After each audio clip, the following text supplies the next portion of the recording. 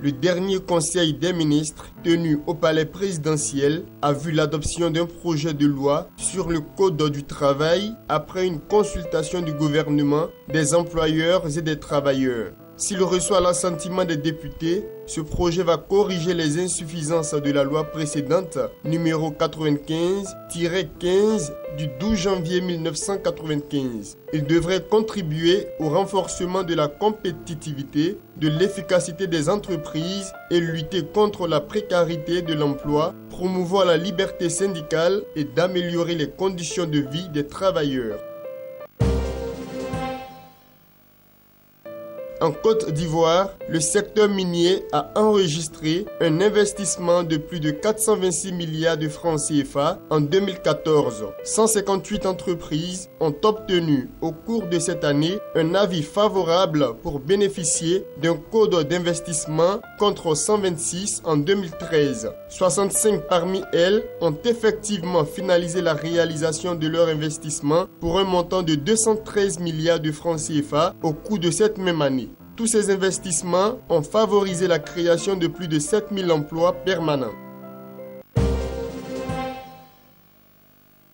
La capitale française a abrité une journée ivoirienne en présence de Mamadou Koulibaly Sangafoua, ministre de l'Agriculture, son Excellence M. Charles Gomi, ambassadeur de Côte d'Ivoire en France et de nombreuses personnalités du monde agricole, européen et ivoirien. Cette journée vise à promouvoir le Salon international de l'agriculture et des ressources animales d'Abidjan. Cette opération de charme devrait permettre au Sahara de devenir une plateforme majeure de l'économie agricole africaine et internationale.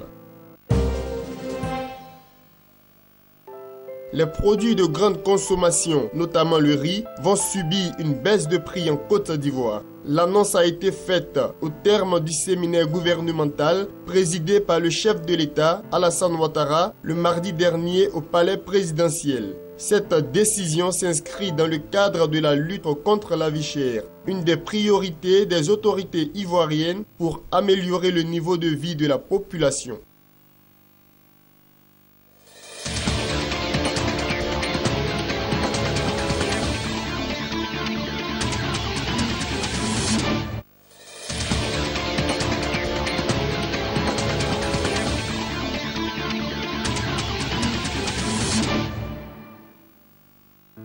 Le Ghana et le Fonds monétaire international FMI sont arrivés à un accord sur un programme de soutien d'une valeur de 1 milliard de dollars, rapporte l'agence Reuters. Les discussions entamées en septembre dernier ont abouti dans la soirée du mercredi 25 février, durant une ultime visite de travail des équipes du FMI arrivées une semaine plus tôt.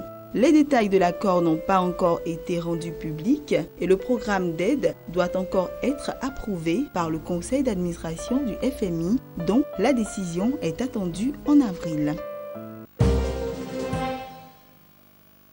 La vente aux enchères des actions de la Société nationale d'électrolyse et de pétrochimie, SNEP, détenue par Ian Holding, 65%, n'a finalement pas eu lieu. Le président du tribunal de commerce de Casablanca a en effet décidé ce matin de reporter à une date ultérieure la séance qui devait se tenir dans les locaux de la bourse de Casablanca. Et ceci aux demandes du Conseil déontologique des valeurs mobilières, CDVM, le régulateur boursier.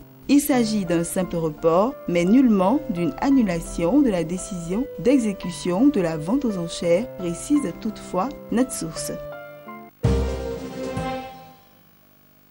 L'agence de notation Standard & Poor's S&P a estimé dans un communiqué que les banques nigériennes feront face à de nombreux défis en 2015, jugeant cependant que le risque d'une crise financière semblable à celle qu'a connue le pays en 2009 est désormais très faible. L'agence a également indiqué que les acquisitions qu'envisagent certaines banques pourraient affecter leur équilibre financier, tout en notant que la levée des capitaux sur le marché nigérian est devenue plus difficile à l'heure où plusieurs établissements de crédit ont besoin d'injecter des capitaux dans un avenir proche.